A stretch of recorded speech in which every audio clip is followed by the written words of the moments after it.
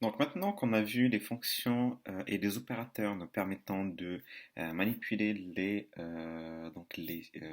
dates et ainsi que les opérateurs mathématiques, on va s'attaquer aux fonctions de chaîne de caractères, qui sont donc des opérateurs qui nous permettent de manipuler les colonnes de type chaîne de caractères, donc de type char ou varchar. MySQL nous fournit un ensemble donc d'opérateurs très large, et donc un nombre énorme d'opérateurs qu'on va voir donc dans le lien suivant. Donc allons voir toutes ces fonctions.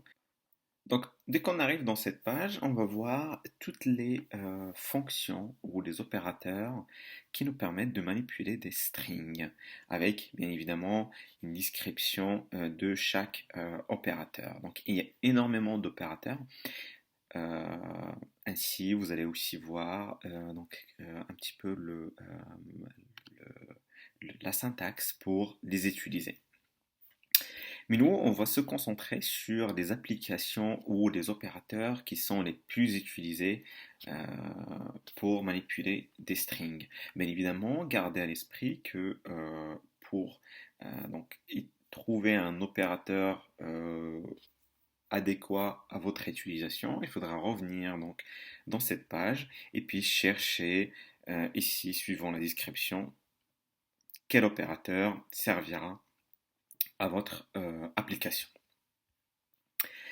Donc, comme je l'ai dit, nous, on va se concentrer sur les opérateurs qui sont les plus utilisés et qui sont les suivants.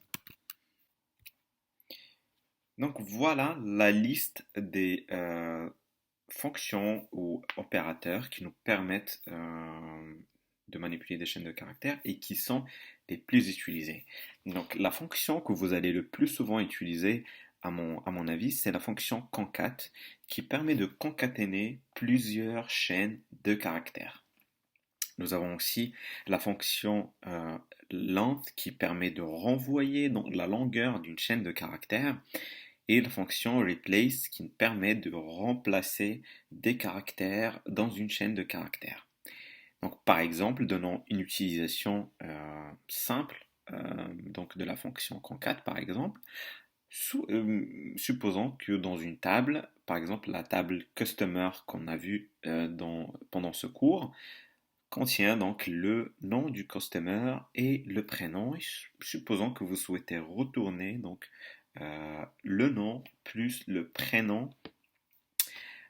Donc vous allez tout simplement concaténer ces deux strings en utilisant la fonction concat. Et bien évidemment, vous voyez qu'il y a énormément de fonctions ici que vous allez donc peut-être devoir utiliser dans vos différentes applications.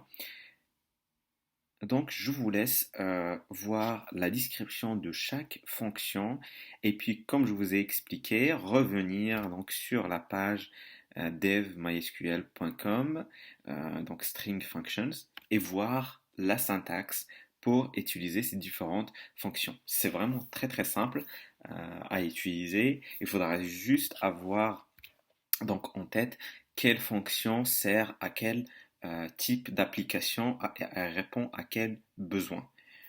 Donc bien évidemment, je vous conseille vivement à vous entraîner à utiliser ces fonctions en faisant donc des exercices, en regardant des exemples.